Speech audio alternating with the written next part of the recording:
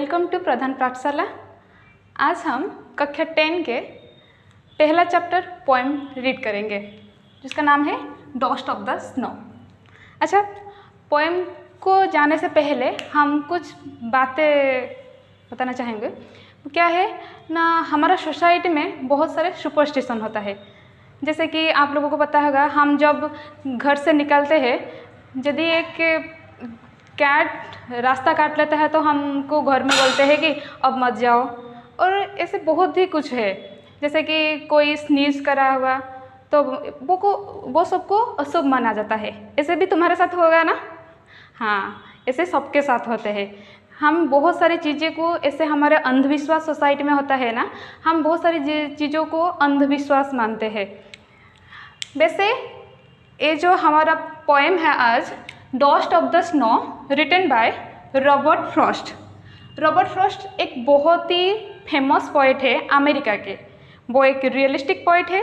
वो सोसाइटी की रियल चीज़ों को दिखाते हैं, सोसाइटी की जो है क्या रियल चीज़ों को, मतलब सैडनेस, हैप्पीनेस, वो सारे चीज़ों को रॉबर्ट फ्रॉस्ट दिखाते हैं। उनके जो पोएम है आज डॉस्ट ऑफ द स्नो, वो उसी चीज़ पर आधारित है।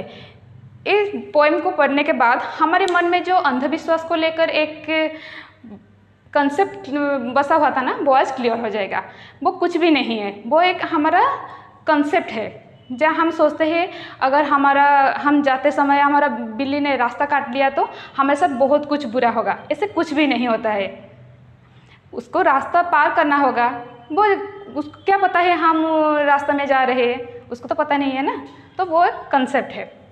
चलो शुरू करते हैं आज का poem, dust of the snow. The way a crow shook down on me, the dust of a snow from a hemlock tree has given my heart a change of mood and set some part of a day I had rued. Okay, line by line उसको explain करते हैं। The way a crow, the way a crow shook down on me, मेरे ऊपर shook down किया।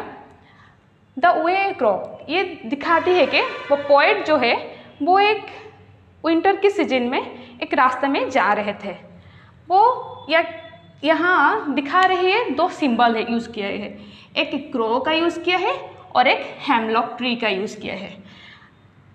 यहाँ poet ने crow और hemlock tree का क्यों यूज़ किया है? क्योंकि क्रो, एक जो क्रो है ना, हम अमेरिका में जैसे हमारे यहाँ बिल्ली को स्नीज करने को अशुभ मानते हैं, तो अमेरिका में क्रो और हेमलॉक ट्री को भी बहुत बुरे मानते हैं। उसे बैड ओमेन बोला जाता है अमेरिका में। समझ में आई? जैसे कि क्रो एक ब्लैक का सिंबल होता है, उसको क्या सिंबल की सिग्निफाइज डेथ। क्रो को वो किसका सिंबलाइज करते हैं ना, डेथ का सिंबलाइज करते हैं, वेरी डिप्रेसिव मोड का सिंबलाइज करते हैं। जैसे कि हेमलॉक ट्री को वो पॉइजनस ट्री का एक सिंबल मानते हैं। Crow signifies, here crow signifies signified sorrowness.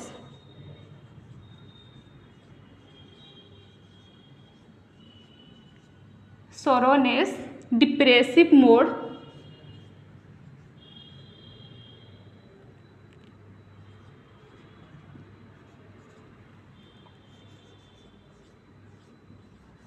और जो एक हेमलॉक ट्री है, हेमलॉक ट्री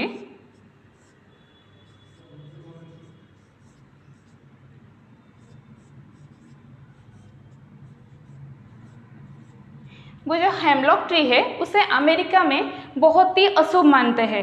जैसे कि वो एक पॉइजनस ट्री है।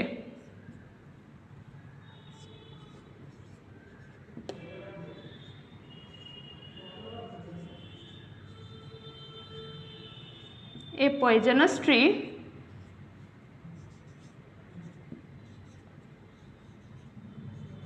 with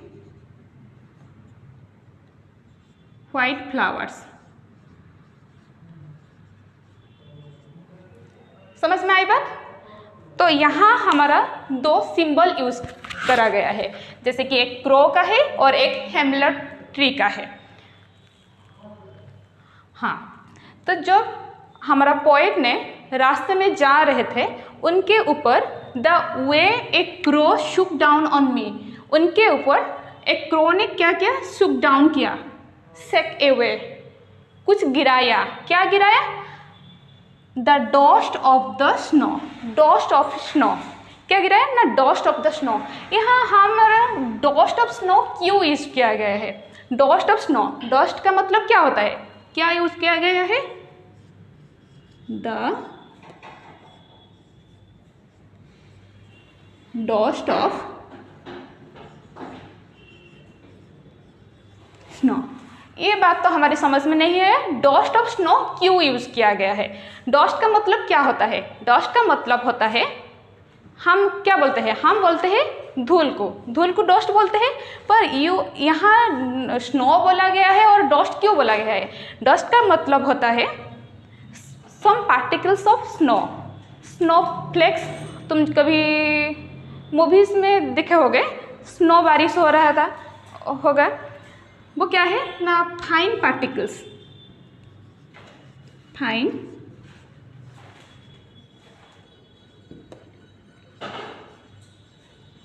और फ्लेक ऑफ स्नो।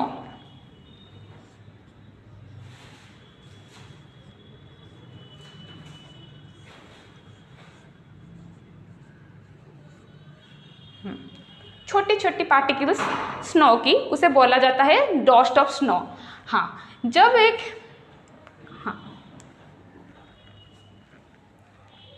ये समझ में आ गई क्रो का सिंबल क्या है और हेमलॉक ट्री का सिंबल क्या है। हाँ,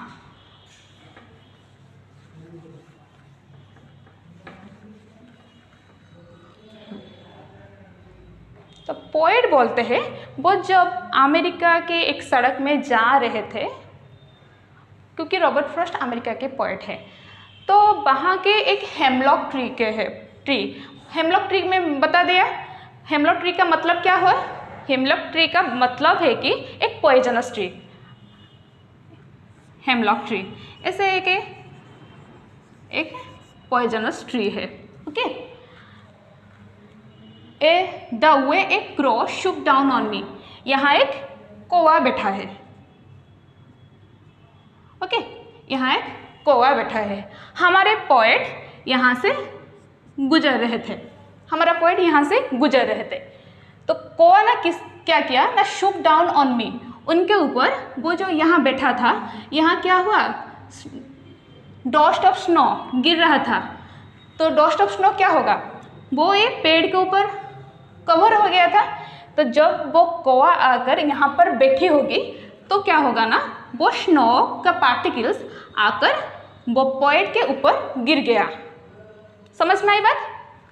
the dust of snow from a hemlock tree, hemlock के ट्री के ऊपर में जो डस्ट ऑफ स्नो था वो आकर पोएट के ऊपर गिर गया। तो बात यहाँ तक। अब हम सेकेंड स्टैंजा में जाएंगे, वो क्या बताए हम देखेंगे। Has given my heart a change of mood, has given my heart a change of mood। वो जब वो रास्ते में जा रहे थे, उनके ऊपर ए स्नो आकर गिर गया, वो उसको क्या किया ना, has given my heart A change of mood, वो मेरा हार्ट को चेंज कर दिया, मेरा माइंड चेंज हो गया, मेरा मूड चेंज हो गया। And saved some part of a day I had rued, वो क्या किया, मेरे हार्ट में प्लेजर ला गया। मतलब क्या है ना, हम ये क्या समझते हैं ना, उनका मूड पहले से ही, जो क्रो और हेमलॉक ट्री हम क्या देखे, बैड ओमेन का सिंबल हो, जो बुरा को सोचता है। जैसे कि हाँ, हम क्रो को क्या देखते थे, एक डिप्रेशन मूड है और डिप्रेसिव मूड, और हेमलॉक ट्री एक पॉइजनस ट्री है जिसे कि हम अशुभ मानते हैं। तो वो क्या कर रहा है ना, उनका डिप्रेसिव मूड को सिंबलाइज कर रहा है। वो क्रो और हेमलॉक ट्री, क्रो और hemlock tree signifies the poets depressive mode.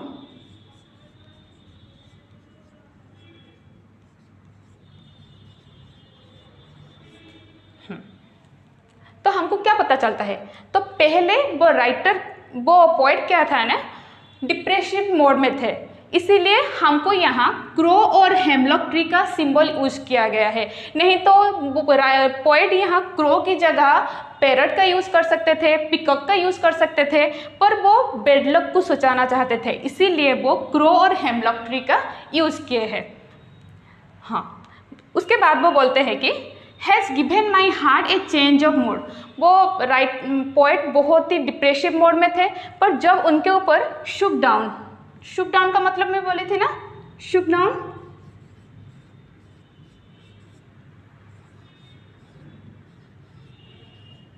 Shake away,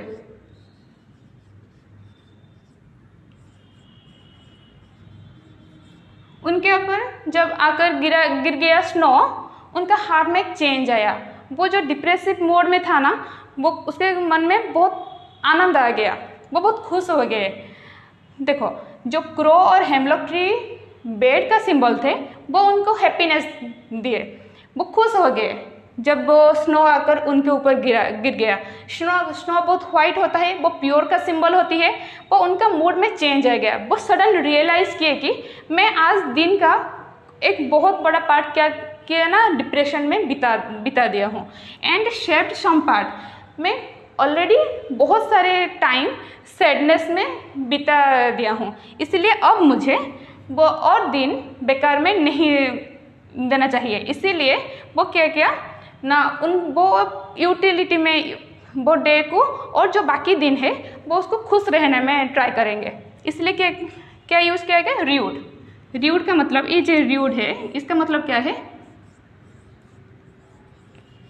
rude का मतलब है held in regret.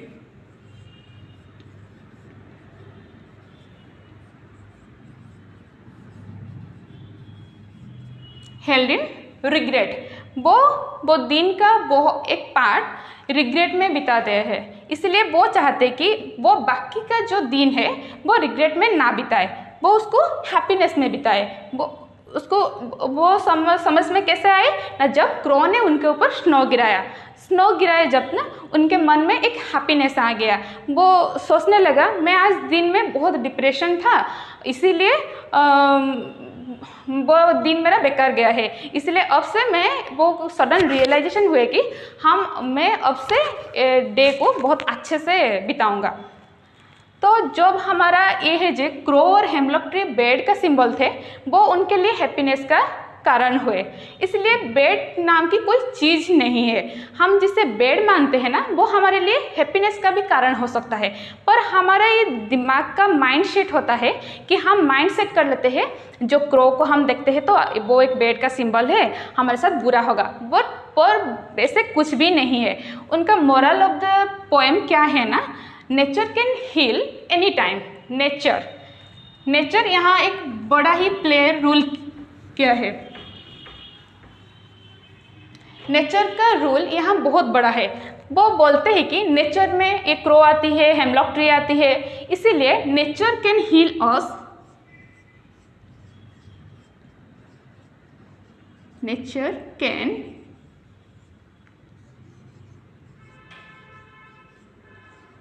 Heal us any time. हमारा मूड जब अच्छा नहीं होगा, हम जब बहुत डिप्रेशन में होंगे, बहुत स्ट्रेस में होंगे, हमको कौन हील कर सकता है, ओनली नेचर कैन। जैसे कि यहाँ क्रो जिसको हम अशुभ मानते हैं, वो उनका हैप्पीनेस का रीजन हुआ, इसीलिए nature can heal us any time anywhere, go to the nature. Robert Frost जो अमेरिका के एक बेस्ट पोएट है, वो एक रियलिस्टिक पोएट है, वो नेचर को बहुत ही प्यार करते थे, इसलिए ये पोएम का एक मोरल है कि nature can heal us any time and there are no superstition, there are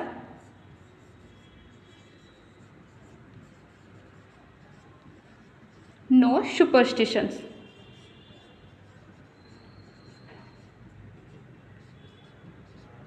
there are no superstition, superstition नाम की कोई चीज़ ही नहीं है, वो हमारे एक दिमाग में बैठा गया है कि वो अंधविश्वास है, उसे मत करो, कोई छींक दिया तो वो रास्ता जाना बंद कर दो, ऐसे कुछ भी नहीं है।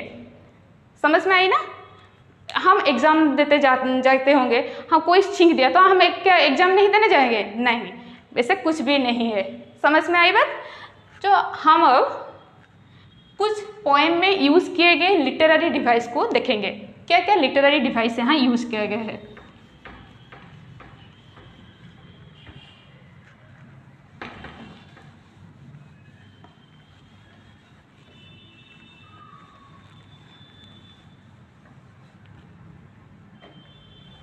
हम अब पोएम में देखेंगे राइम स्कीम क्या यूज़ किया गया है।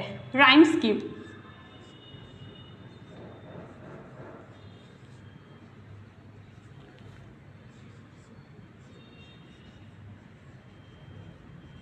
कौन सा राइम स्कीम यहाँ यूज़ किया गया है?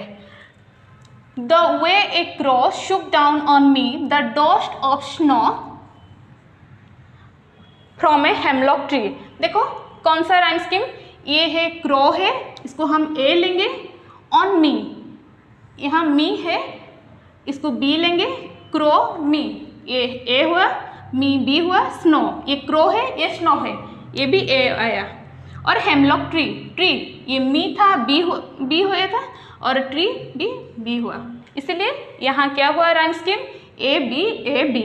और ये देखो सेकंड स्टांजा में ये जो हार्ट था, ये उस हाँ इसको हम क्या लेंगे, सी लेंगे, ये ए बी गया था, ये सी है हार्ट, और मूड को डी लेंगे।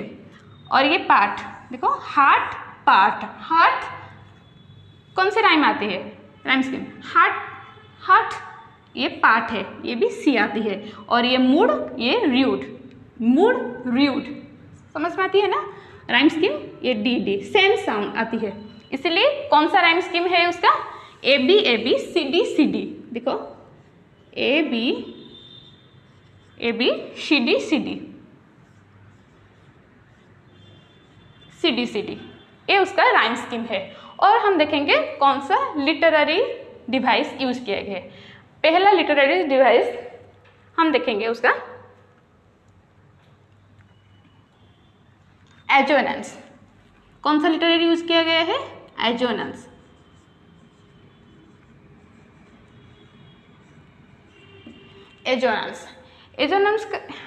एजोनेंस का मतलब क्या है ना, एजोनेंस का मतलब है repetition of vowel sound. Vowel का मतलब पता है ना, ए ई आई ओ यू, ये जो साउंड है ना ये रिपीट होगा एक लाइन में, वो स्टांजा की एक लाइन में रिपीटेशन ऑफ भावेल साउंड।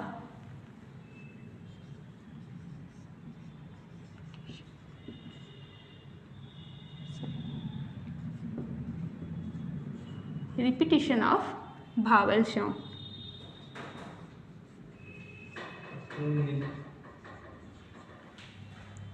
देखो रिपीटेशन ऑफ भावेल साउंड का मतलब क्या है, देखो ये लाइन में जो फर्स्ट स्टांजा की सेकेंड लाइन है, शुक डाउन ऑन मी, देखो यहाँ क्या है, ओ का डबल यूज हुए है, ओ डाउन में ओ यूज हुए है और ऑन में ओ का यूज हुआ है, तो रिपीटेशन ऑफ भावेल साउंड। यहाँ क्या हुआ ना, यहाँ एजोनेंस का यूज किया गया है। और देखेंगे और कौन सा लिटरेरी डिवाइस यूज किया गया है, एक है एन्जार्बमीटर, एन्जार्बमेंट, एन्जार्बमेंट,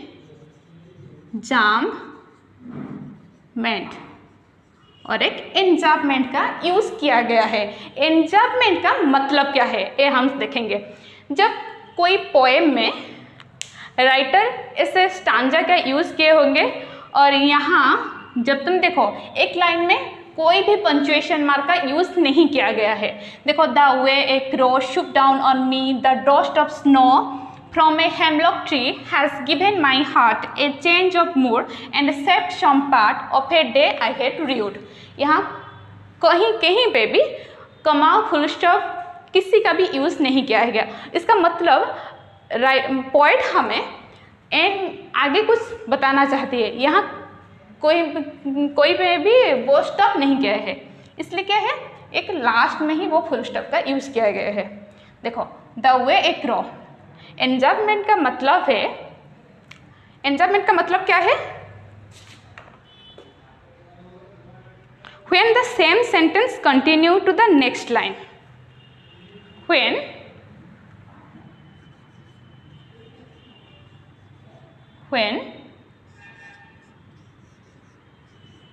the same sentence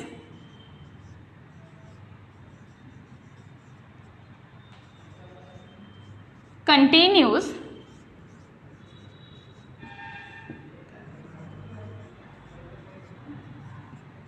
to the next line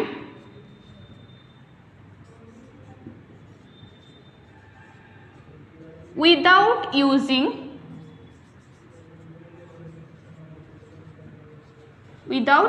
punctuation mark.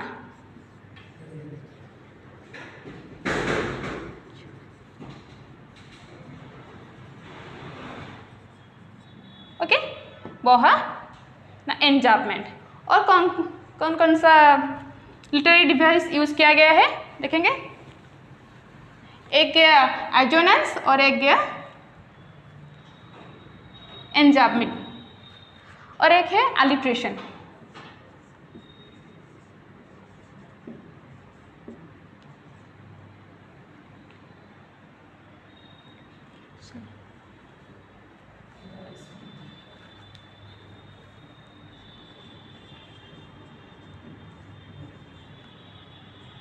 एक है अलिट्रेशन और एक है consonance.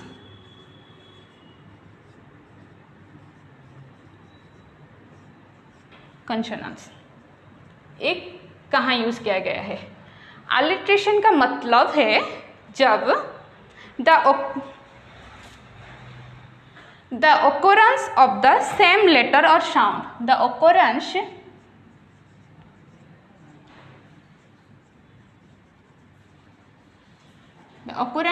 of a same letter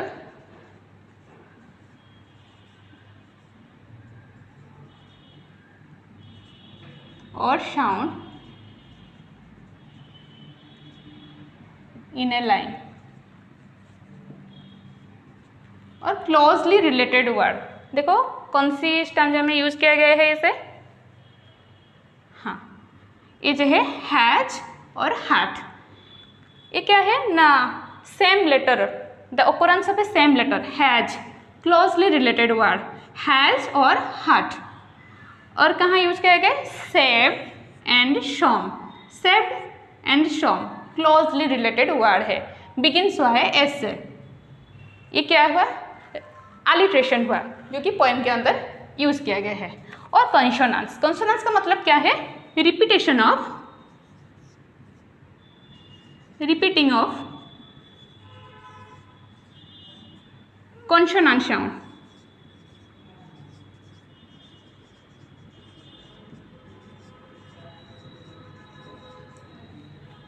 poem में ये कहाँ से यूज किया गया है? लास्ट लाइन में, सेकेंड स्टैंजा के लास्ट लाइन में। Of a day I had read. Of a day, day में डी का यूज किया गया है। I had read, day had and read, यहाँ डी का यूज किया गया। रिपीटेशन ऑफ कॉन्सोनेंट साउंड, ये है गया कॉन्सोनेंस, हो गया, ये सब यूज किया गया है। समझ में आई पोएम? अब मैं कुछ क्वेश्चन दूंगा, आपको आंसर करना हो गया।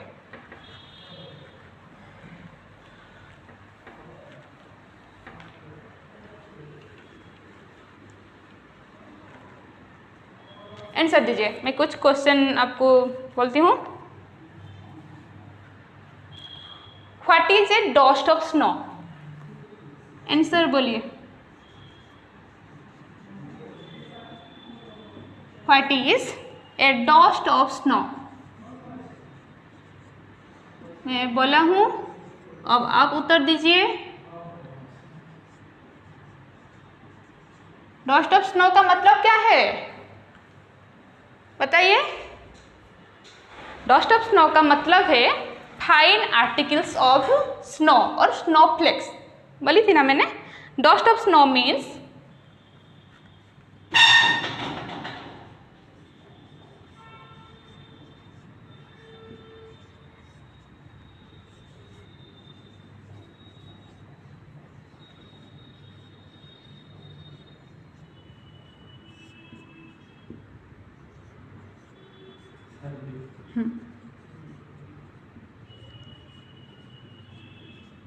और स्नोफ्लेक।